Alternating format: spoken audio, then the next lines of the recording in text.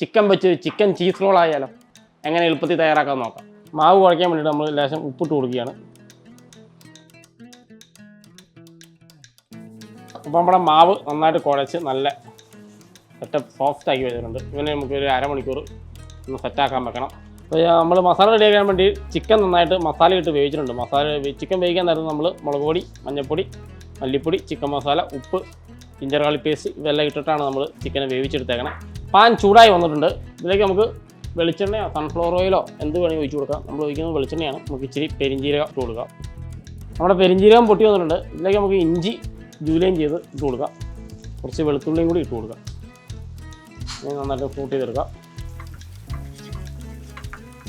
ഇതിലേക്ക് നമ്മൾ ഒരു കഷ്ണം സവോള ചോപ്പ് ചെയ്ത് വെച്ചിട്ടുണ്ടായിരുന്നു, അത് ഇട്ട് കൊടുക്കുക. നമ്മൾ 2 കഷ്ണം പച്ചമുളക് ഫൈൻ ചോപ്പ് ചെയ്തതാണ്, അത് ഇട്ട് കൊടുക്കുക. പിന്നെ കറിവേപ്പിലങ്ങി ഇട്ട് കൊടുത്തിട്ട് ലേശം ഉപ്പോടെ ഇട്ട്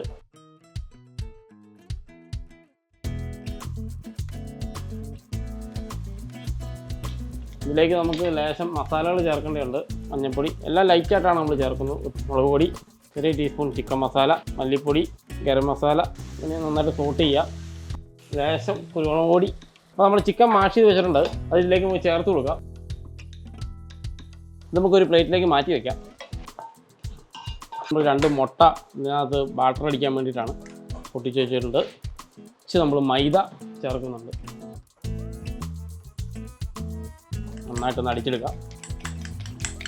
നമ്മളിപ്പോൾ ആദ്യം തയ്യാറാക്കിയ മാവ് ഇതിനെ നമുക്ക് ജസ്റ്റ് ഒന്ന് പരത്തിയെടുക്കാം. സ്ലൈസ് ചീസ് വെച്ച് കൊടുക്കുക. ഇതിൻ്റെ മുകളിലേക്ക് ചിക്കനൂടെ ഫില്ല് ചെയ്ത് വെക്കാം. ഇങ്ങനെ ജസ്റ്റ് നമുക്കൊന്ന് റോൾ ചെയ്ത് കൊടുക്കാം.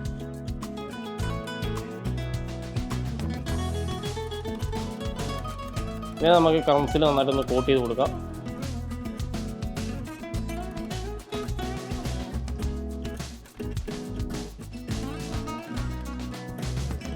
അപ്പോൾ നമ്മുടെ ചിക്കൻ ചീസ് റോൾ റെഡിയായിരിക്കുകയാണ്.